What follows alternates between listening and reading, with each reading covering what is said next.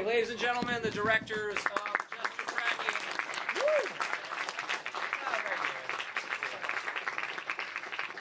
Levi Paratek and Dan Kinham. Yes. So, if you have any thought, or you guys want to say anything beforehand, or did you like it? Yeah, it's a blast. Well, thanks for coming, and and if anyone has any questions, like you can ask them now. What made you decide to make the documentary? Start there. Well, like I was getting heavily involved in like collecting tapes myself. I started realizing like how many movies weren't on DVD and probably never would be, and going to video stores, and like then I realized like by meeting other collectors and like kind of getting like deep into this community that this was entertaining and like worthwhile like to make a movie about it. So then we teamed up with some other people and it kind of became like a huge community effort. Like a lot of people chipped in and like helped us out. I don't know, like if you saw, we did like a Kickstarter and stuff like that, and so yeah. Yes. How many movies do each of you guys have VHS tapes? I'll go first. I probably have like a couple hundred. Mine's like in the hundreds. Okay. But you go ahead and say your number first, and I'll say why mine's so small. I have about 8,000. So like I keep mine small because I just borrow movies from him, and that way I can like see as many rare movies as I want and not have to like pay the outrageous prices for them. So I'm like saving thousands per year. Like, yeah. Anything else? About how long did it take from beginning, the genesis of the idea, and then putting it all together and getting the movie done? About a year, start to finish. Okay.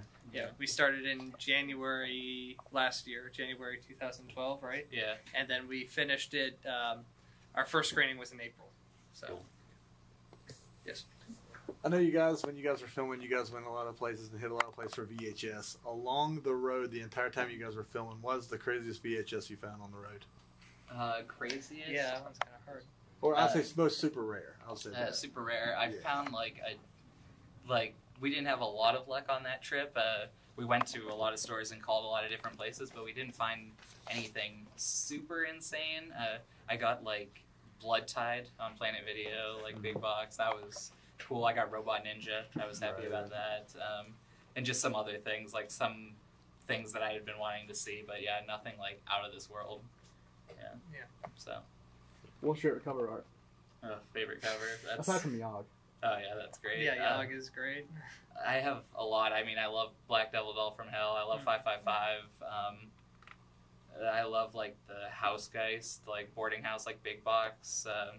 And I mean, I'm big into like, I really love when it's like an image that doesn't have anything to do with the movie, and then I'm also love when it's like a really badly painted art. So yeah, and I like any like title put up by like VCR. Like I like that their cover arts look like kind of like comic books, like Cannibal Island, like looks just like a page out of like a comic book. So those are like really cool.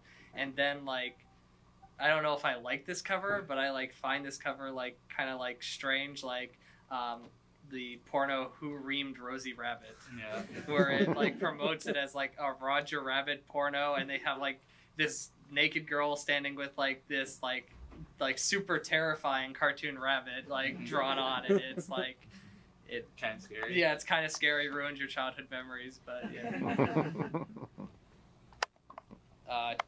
You can back first, did it? Me? Yes, yes. Well, I couldn't help but notice a lot of the collectors that were interviewed were men. Did you have trouble finding women collectors in this genre? We did have like some trouble.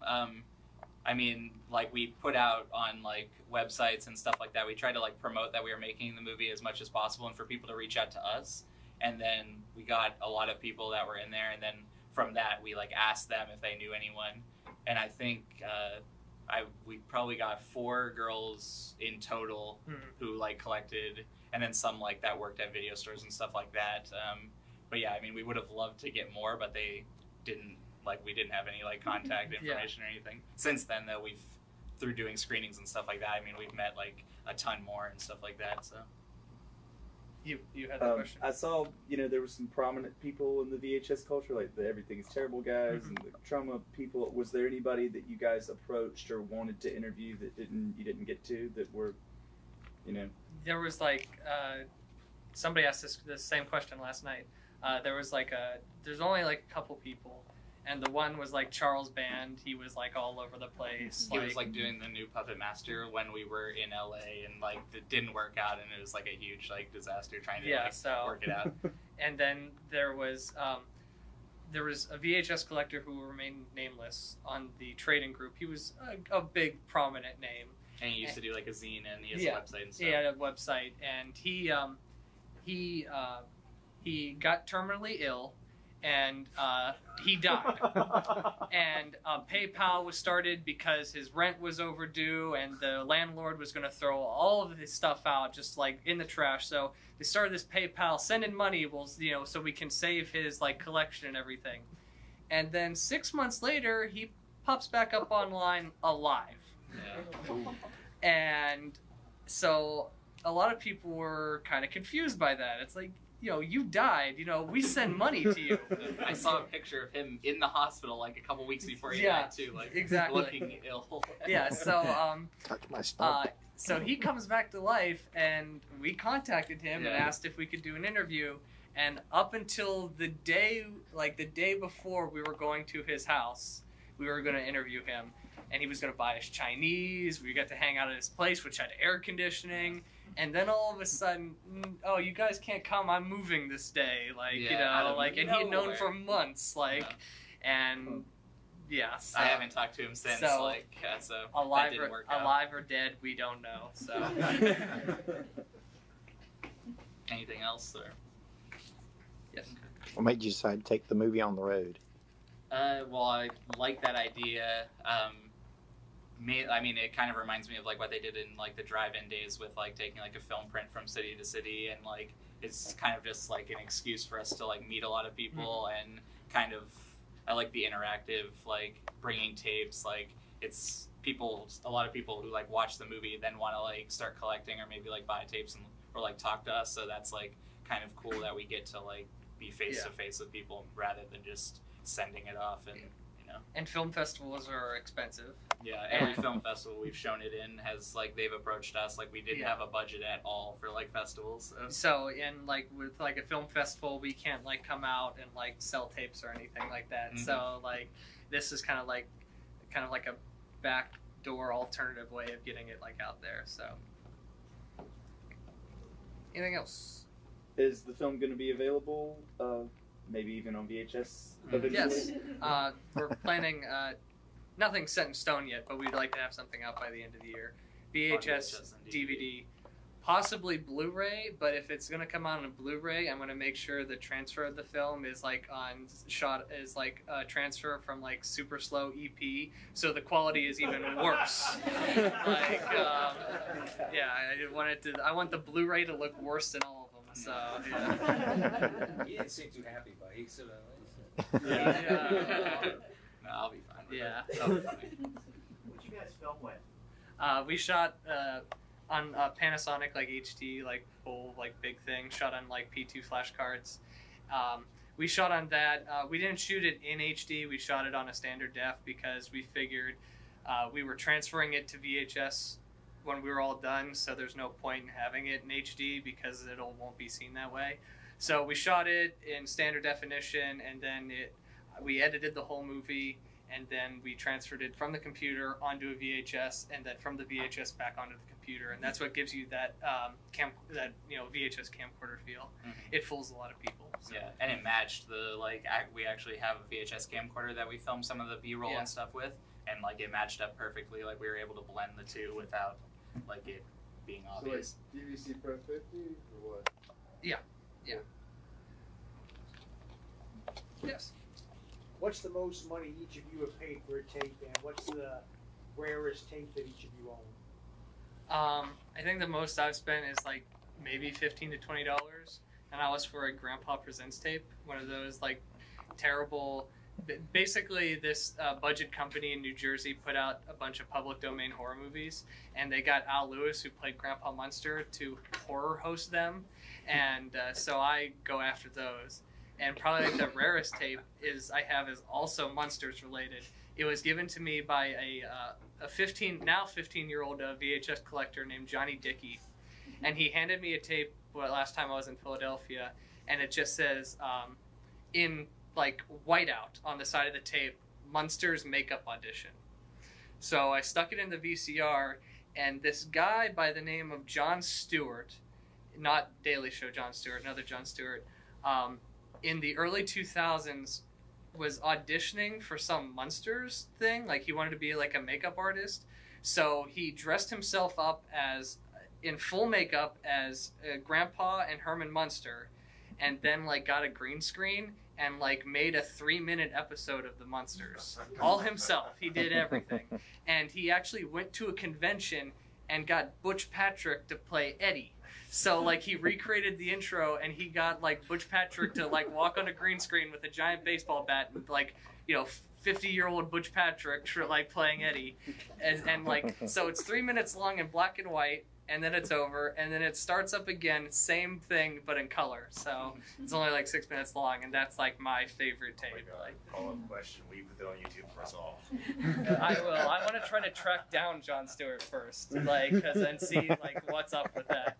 I haven't gotten around to that yet. And now, Dan, your half. Yeah, the most I've ever spent for a tape. I've spent $100 for a few tapes, but I spent $200 one time, and it was for Mama's Home, and like that's just super rare, and like it was like an impulse buy, really. Like I was just like, I need this, and like I probably shouldn't have spent that much money, but like I'm happy that I have it, and like that's one of the rarest. I have Black Devil Doll from Hell, and then like Lunch Meat, Big Box, and like some other ones, and some recorded tapes that like I guess like might not be worth anything to anyone else, but like I guess are like priceless. Some old like recorded off of TV stuff that like I love.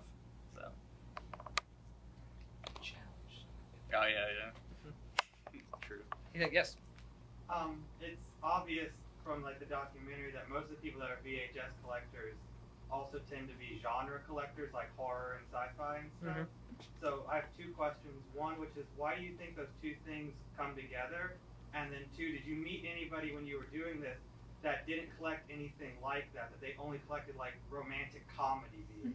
I'll answer the second part. Dan can answer the first. In the second part of the question, Phil Blankenship, who's the guy with the smelly tape, he goes after like erotic thrillers. He's big into those, and his girlfriend, she didn't want to be interviewed. We asked her. She collects dramas and romance films, so they're big into that. And they were kind of the only people we met who like went after that. I mean, there are you have your older men who go after westerns, who just like they want to see as many westerns as they can, so they like collect westerns. So I mean, they're out there. Yeah. So. And you get some people who go after like wrestling and like music videotapes and stuff like that. But to answer like the first part, I think like we tried to kind of like get it across in the movie, but like a lot of people, especially for like genre cinema, like video was just perfect for that genre. Like it was a whole world of like crazy artwork that you could do that was really memorable to people, and also like the VHS aesthetic, like for a horror movie it really works. It's got that like fuzzy, you can't quite make out what's going on. It's kind of like an extra level of like scariness added to the movie, and that's why I think genre stuff specifically works great on VHS, because like I mean some of my favorite movies I wouldn't really want to watch them on VHS. Like Fanny and Alexander, or like a lot of like foreign or like art house movies. Like I watch those on DVD because that's like what they were made for. I mean, like really high. If I can't see them in the theater, of course. But like movies, like horror movies, or like kung fu and stuff. Those were, I mean, made to look, I guess, bad. A lot of them, and like so VHS really works for that, and it kind of brings people back to renting, like in their youth. Yes. How much did you raise all told through Kickstarter, and was that the entirety of the funding, or was there funding elsewhere? The initial funding for the movie was our own money. We made a couple bootleg DVDs that we sold, and we raised a little bit of money through that, and that's what started us off. That was about $2,000. And with that, we shot the first half of the documentary, which would involve 2 trips to New York City, Philadelphia, and New Jersey. That's where we got like our first bulk of them. And through that footage, we threw together our first trailer, and we said, let's just do the Kickstarter for the hell of it. So what if it doesn't work? So the plan was, if the Kickstarter didn't go off, we were just going to finish the documentary with what we had. If the Kickstarter went through, then we're going to travel the country with the money. And because I was taking all the equipment from the university I went to, we didn't have to pay for any of the equipment. We had all of it. It was all, we had access to it. So we would use the money for gas. So we asked for $3,000, and we ended up getting like $3,800. So. And that, like, I factored in, like, exactly how much it would cost for gas around the country, and, I mean, we got it, and, like, I mean, getting more than what our goal was, we never thought that would happen. I mean, a lot of people really reached out and helped, and, like, we couldn't have made the movie, really, without the people that did donate and help us, so. Yeah. What part of the country are you from? We're from Erie, Pennsylvania. Yeah. Yes. One, you mentioned the first part before Kickstarter went through of your shooting. How long was that shooting schedule? And then once the Kickstarter came through, how long was your whole schedule? The shooting schedule, the first we did about 20 interviews in 4 days. And then when we went back to New York, it was probably about 15 more in maybe the same amount of time. And then we then we did our third set, which was the around the country, which was 21 days, and we probably got 50 interviews. 50 interviews maybe. And there was a couple, like the VHS convention we went to, that was like a 1-day trip. And then there was a couple people who we said, we need a better interview with you, so we went out for like a weekend trip. So probably like all in all, probably about a month of shooting, maybe a little bit more. Yeah, which I don't suggest. Like, don't do that. A lot of interviews to do. In a short I mean, period like of time. last year we would do. I remember specifically, and like one day we left. We went from like Austin, Texas to Louisiana, and then all the way up to like North Carolina, and did like 3 interviews, like all back to back. And so we did like 5 interviews in one day, and it was like the most exhausting thing in the world. Yeah, like a lot of 24-hour straight drives too. Yeah. So if you're shooting a documentary, please plan as much time as you possibly can into it. This was our first, and we won't do it again. Yeah, like that way. Yeah. Yes. 2 questions. Number 1, I heard what you said about film festivals, and I don't know if you talked about the possibility of a theatrical release, but any possibility this could get shown on TV like PBS or something? And then the second question is, do you have plans for another movie? The TV, we're not going to go into specifics, but we've had an offer for a TV distribution. It's more of one of the advanced lineup cable channels. I don't think PBS would appreciate the brief clip I have of gay porn. That might be a little bit too much for the viewers. And for the second part, we're not going to go into specifics again. But we've had a few ideas for a documentary. One which during the movie was screening, we had talked about and we might actually pursue. So we want to thank Jay here for telling us about a specific person who we may pursue for our next topic. So yeah, but it'll be similar, like genre stuff. Yeah, genre. It'd be about movies. So The other thing is, in terms of hardware, nobody makes VHS tape anymore, right? They do. Is a company that does. Yeah, there's a company that does. They still make the clamshells, the plastic cases for them. People like Massacre Video, Louis Justin, who's in the movie, he puts out tapes on VHS. He's done a release of the movie 555, Orozco, Demon Queen, and he's in October. He's doing the release of Tales from the Quad Dead Zone and Black Devil Doll from Hell. So it'll be finally coming out on DVD. So and VHS. What about the VCRs? Does anybody make VCRs? Yeah, you can get online Blu-ray and VCR combos. Yeah. Also, if anybody wants VCRs in the car right now, I have 2 for sale. One is in used but in really nice shape, and the other one is like the top of the box has been open, but the plastic has not been removed from the VCR or anything. Yes, it is that's brand neat. new. So if you are interested, let me know. We'll talk price, and I'll go out to the car and get them for you. I'll even carry it to your car for you. How about like a top loader? No, they're not. I wish Yeah. if I would like if I found a top loader, I would keep it. But Yeah.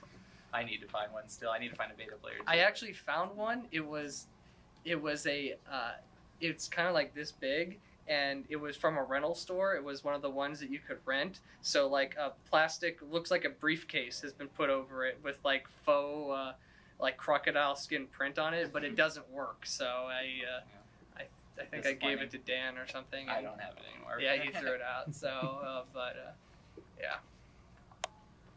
Yes. I'm just curious of the attitude tape collectors have with like private work sites like Cinemageddon and things like that. Does it feel like it kills the hunt or the fun of the hunt, or? Well, the person we who set up the screening yesterday and who we stayed with is like big into that. His like whole purpose of collecting is finding tapes that haven't been archived on torrent sites and stuff, and like putting them on there for other people to enjoy. Because I mean, yeah, a lot of collectors and that collector mentality is like, I want the original copy. But I mean, if you just want to see the movie and like if you want to share that, there might only be like 50 real copies of the movie out there in the world. But if you want a lot of people to experience that, then I mean, torrent sites are great. And I mean, I've used some, like, if I really need to see the movie and it's impossible for me to get, then I'm definitely going to a torrent site to see if anyone else has found a copy. But I mean, of course, like, being like collectors, I mean, they want like a physical copy, like I said, but it's a good alternative. Yeah, I mean, like, a collector can find like a super rare tape, and in the idea he's preserving it, he saved it, he's keeping it in his personal collection, but it's also, the tape has gone from like one dead end to like almost another, because if that one person has that tape and he's not sharing it, then only that person enjoys it, not everybody can enjoy it. It's not there for everybody. So anything else? I was gonna. Does anybody have? Because I was gonna say, these guys are gonna be here out in the lobby. I want to take care of a little bit of business beforehand. But so let's give them another round of applause.